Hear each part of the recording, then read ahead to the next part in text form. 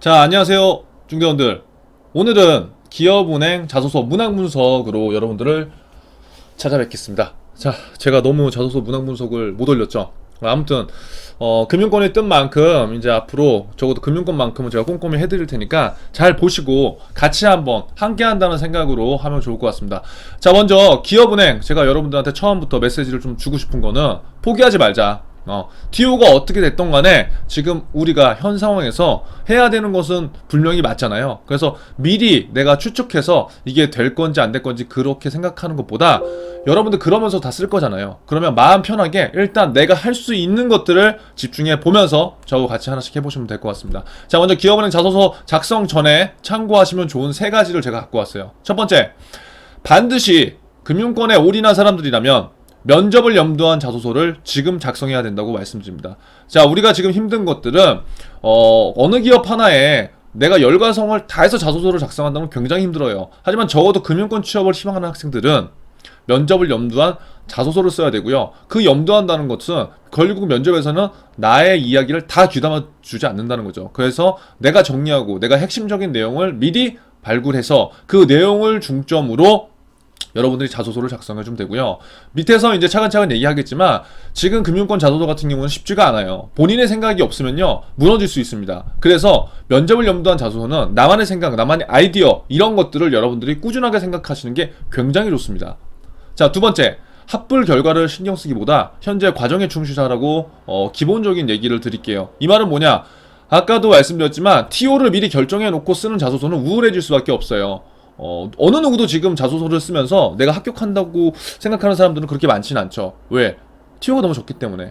그래서 어차피 그러한 결과를 가져온다고 그냥 속 시원하게 생각하고 그냥 나 연습하는 거야, 하반기를 위해서 준비하는 거야 라고 쓴다면 훨씬 더 여러분들이 이 과정에 좀 더 충실할 수 있을 것 같아요. 세 번째, 합격 자소서에 대한 이야기들을 여러분들 굉장히 궁금해하는데요. 합격 자소서가요 무조건 다 잘 쓴 게 절대 아닙니다, 여러분. 그래서 남의 자소서를 보는 거는요 굉장히 도움이 돼요. 왜? 나의 뼈대를 마련해 줄 수 있기 때문에. 그런데 그 자소서를 내가 그대로 쓴다고 합격하는 건 절대 아니라는 거고요. 더구나 면접에 가서는요 남의 자소서를 기반으로 쓰게 된다면 내가 할 말들이 굉장히 없습니다. 그렇기 때문에 지금 제가 첫 번째 얘기한 면접을 염두한 자소서라는 것은 남의 이야기가 아니라 여러분들 본인의 이야기, 본인의 생각에 충실해서 만약에 작성이 된다면 훨씬 더 좋은 결과를 이룰 수 있을 것 같아요. 자, 그래서 총 6개의 문항인데 그 문항들을 한 번씩 볼 거고요. 제가 2개의 문항씩 한번 끊어서 영상을 업로드 해보도록 하겠습니다. 최대한 지금 26일까지지만 그래도 최대한 빠르게 초안을 작성하는 게 여러분들이 낫다고 제가 판단하기 때문에요.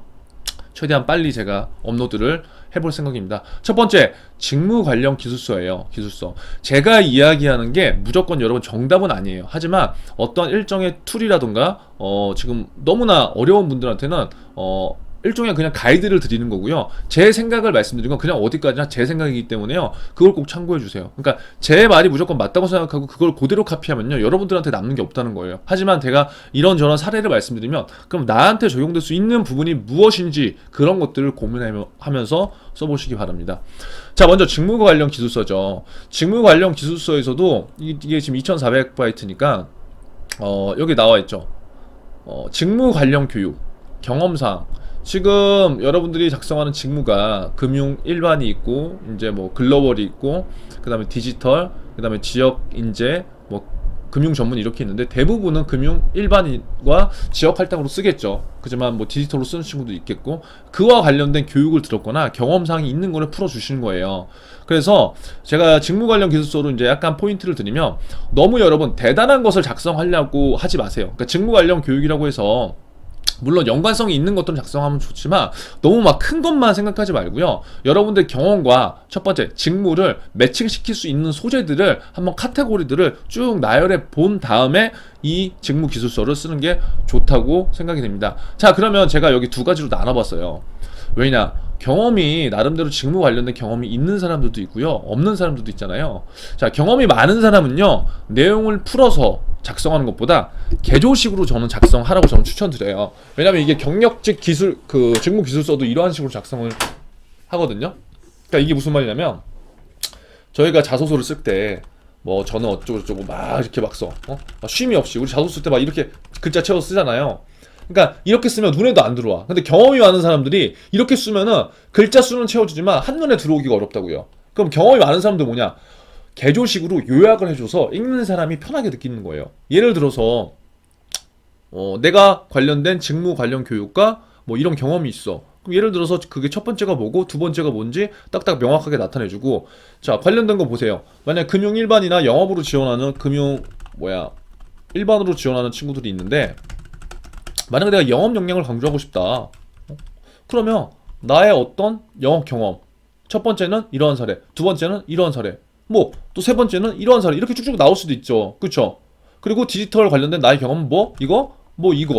그리고 고객 만족시킨 게 뭐 우리가 어떻게 보면 알바에서 뭐 그런 경험이 될 수도 있고, 뭐 교육적으로 받은 것도 될 수도 있잖아요. 그래서 제가 이건 그냥 카테고리를 나눠본 거고, 이러한 식으로 카테고리를 쫙쫙쫙쫙 하다 보면 경험이 많은 친구들 같은 경우에는 일목요연하게 카테고리별로 정리될 수 있기 때문에 내가 쓰면서도 잘 분류가 됐구나 라고 생각이 들고, 읽는 사람 입장에서도 얘가 이러한 다양한 경험을 해봤구나 라는 걸 인지할 수 있다는 거죠. 그래서 경험이 많은 분들은 내용을 풀어서 막 쓰는 것보다는 개조식으로 폼을 작성을 해서 해보는 게 좋을 것 같습니다. 자, 그러면 경험이 상대적으로 없는 친구들은 어떻게 해야 되냐?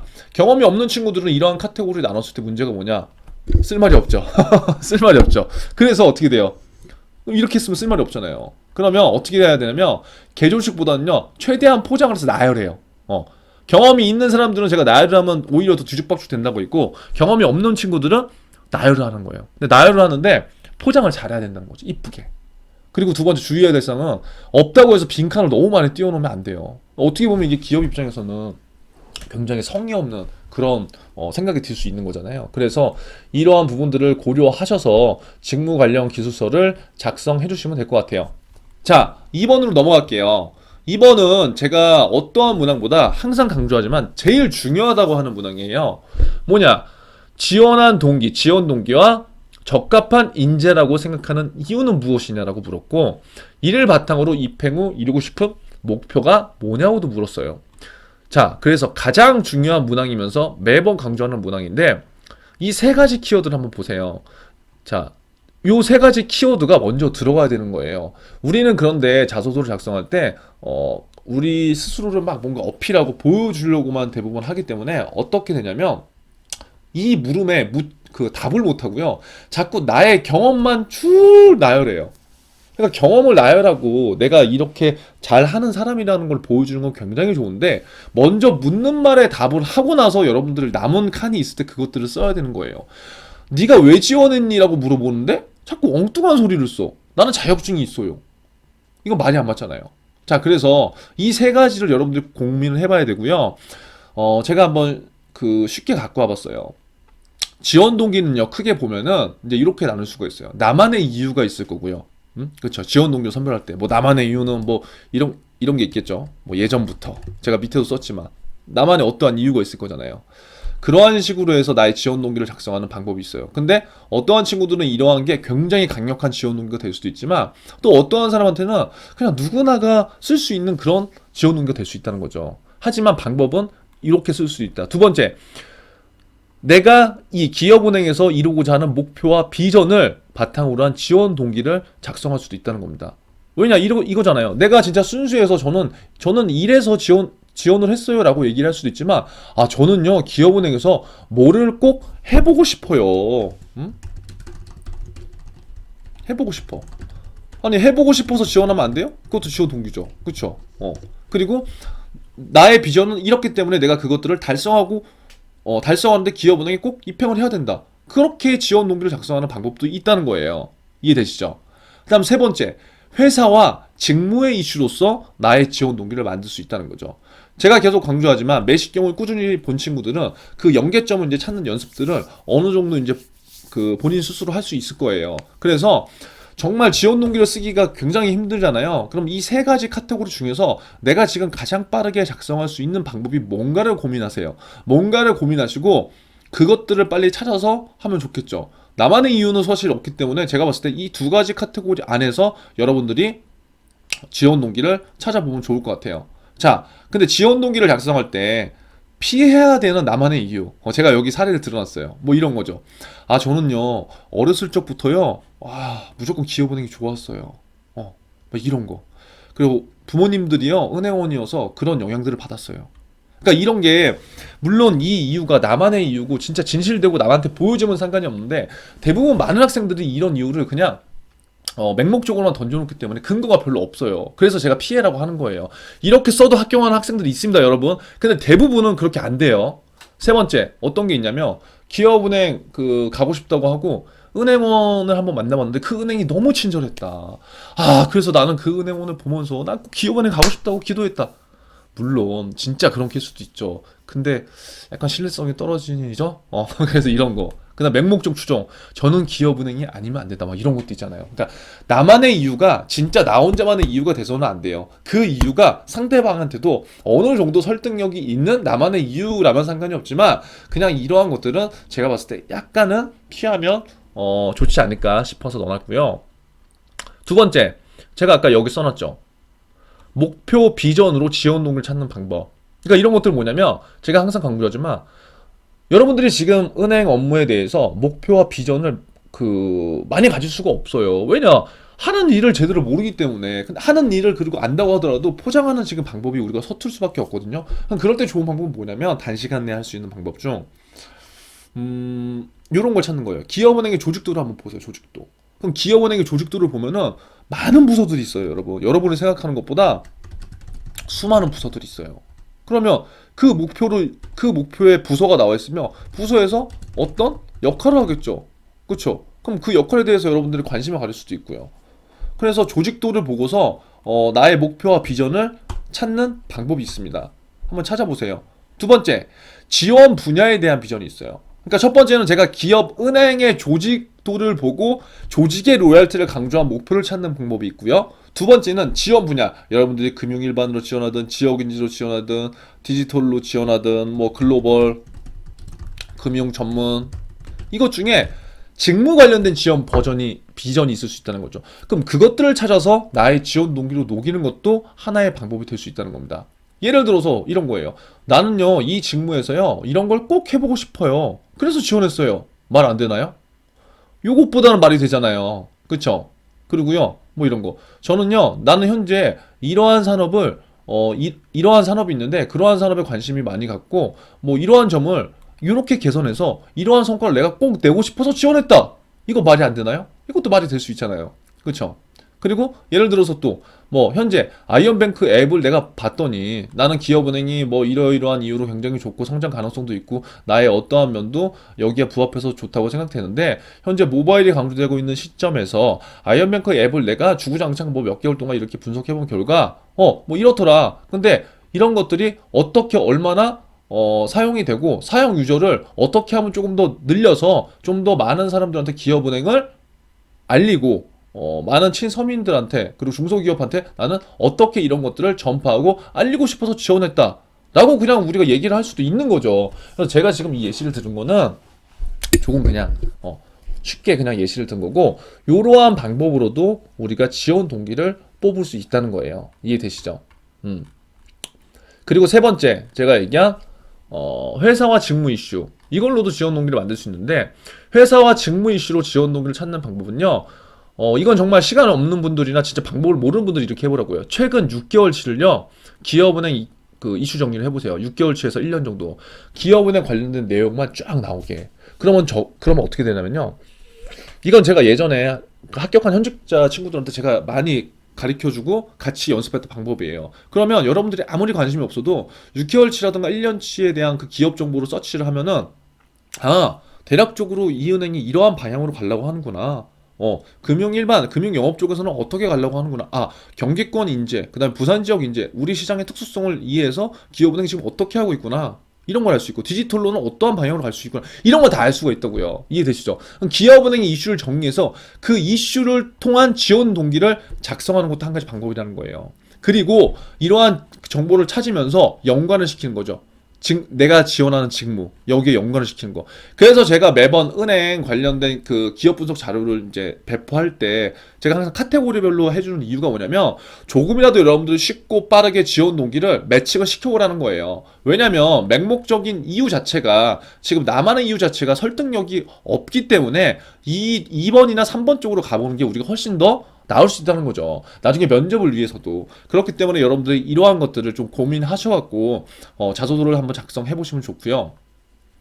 자, 제가 또 많이 쓰는 방법 중에 하나는 이제 이거예요.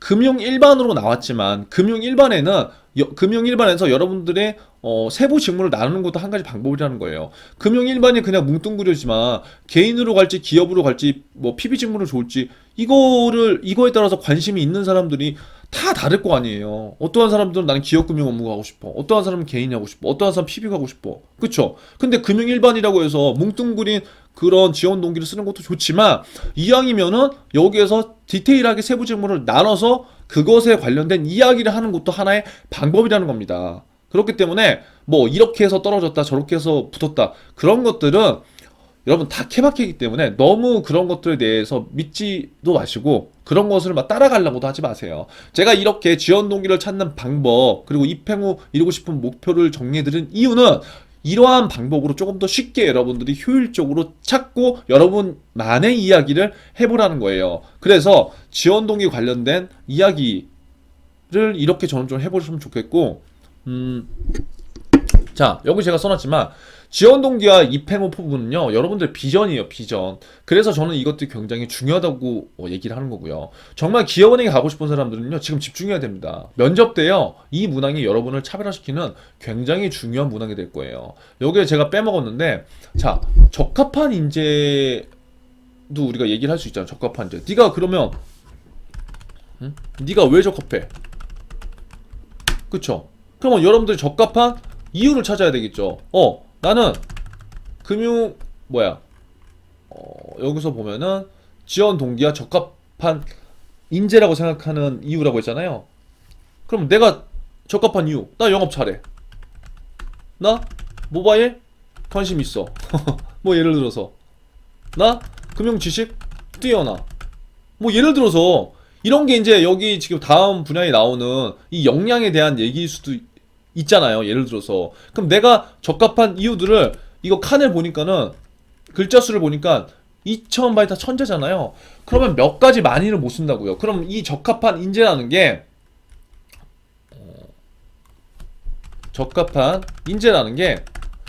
이러한 금융 역량이 될 수도 있는 거고요. 아니면 인성적 부분이 될 수도 있는 거예요. 조직적 부분이 될 수도 있는 거고요. 이해되시죠? 여기에 의사소통도 들어갈 수 있어요, 없어요? 소통이 되면 소통도 들어갈 수 있죠. 중요한 건 뭐냐? 왜 적합한 인재인지가 나오면 된다는 거예요. 이해되시나요? 무조건 여기에 어떤 거를 써라가 아닙니다. 그리고 여기에서 중첩되는 내용들 있죠. 자, 여기 분명히 4번 문항에 필요한 역량이 나와요. 여기에서 여러분들 직무 역량이 나올 거거든요.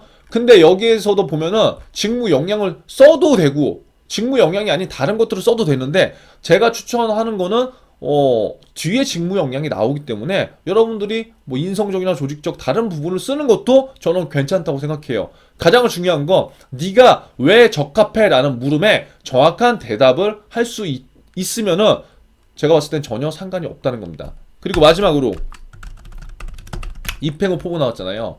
지원 동기와 입행 후 포부, 입행 후 이루고 싶은 목표예요. 자, 여기서 보면은 정확히 쓰면 이걸 물어보는 거는 네가 기업은행 지원했는데 너 뭐 좀 조사해봤어? 공부해봤어? 관심 있어? 이거예요, 여러분. 로얄티를 보여줘야 된다고요. 그런데 여기에 대부분 뭘 쓰냐면 전 자격증 많아서요. 이거 얼마나 황당해요. 전 잘할 거예요. 고객한테 열심히 잘할 거예요. 조직에서 잘 융화될 거예요. 이거 쓰는 난이 아니잖아요, 여러분. 입행 후 네가 뭘 하고 싶냐는 거를 물어본 거예요. 그러면 정 모르겠으면 뭐 해야 돼요? 아까 위로 올라가서 뭘 본다? 조직도를 본다. 이게 지원 동기하고 겹쳐있는 부분으로 우리가 작성을 할 수도 있다고요. 조직도를 보고 여러분들의 비전을 찾고 그것들을 내가 여기 써있다시피 조직도나 비전 등을 찾아서 디테일한 나의 목표 설정을 하는 게 좋다. 이게 나만의 이야기여야 돼요, 여러분. 무슨 말인지 이해되나요? 은행을 갔는데 내가 예를 들어서 내부 통제 뭐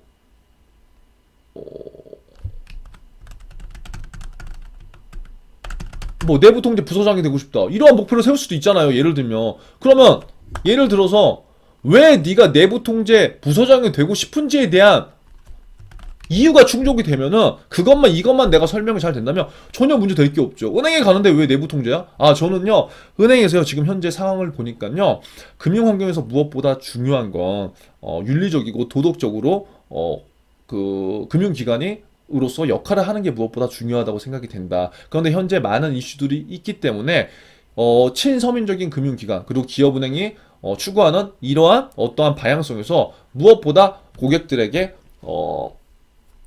투명하고 고객을 위한 은행으로 만들려면 무엇보다 내부 통제적으로 이러한 문제가 없어야 된다고 생각하기 때문에 행원으로서 내가 이러한 것들을 행원으로서 하나하나씩 차곡차곡 경험을 해가면서 내부 통제 관련된 부서장으로서 나는 어떠한 것을 하고 싶다. 예를 들어서 제가 지금 빠르게 지금 지어본 거지만 그러니까 이렇게도 적을 수 있다고요. 그런데 내부 통제 부서가 있는지 없는지 모르잖아요. 예를 들어서 신탁부가 있어.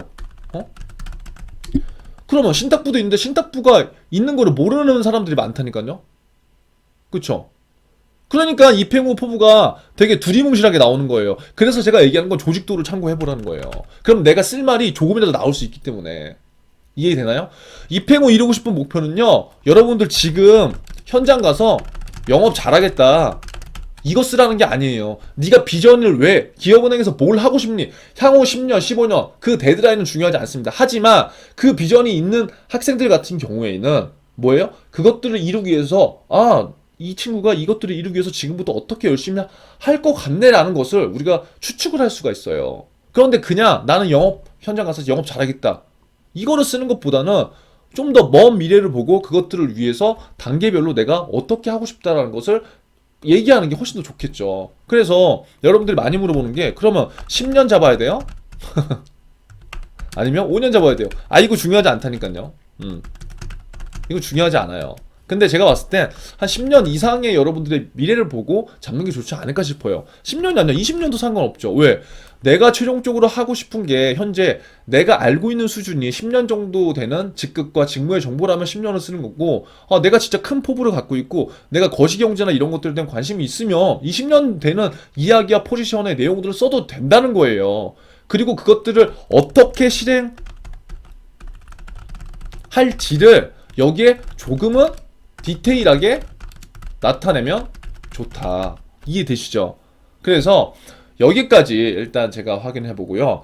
관심 혹시나 모르는 부분이나 질문사항이 있으시면 한번 댓글로 한번 남겨주시면 되겠습니다. 아무튼 기업은행 지금 오늘 1번, 2번 제가 말씀드렸는데요. 순차적으로 3, 4, 5, 6번도 남길 테니까 최대한 지원 동기 빠르게 하시고요. 작성해 보시고요. 제가 말씀드린 이 세 가지 방법으로 지원 동기, 입행 후 목표, 그 다음에 적합한 인재에 대해서는 오늘부터 고민하시고 빨리빨리 찾아보세요.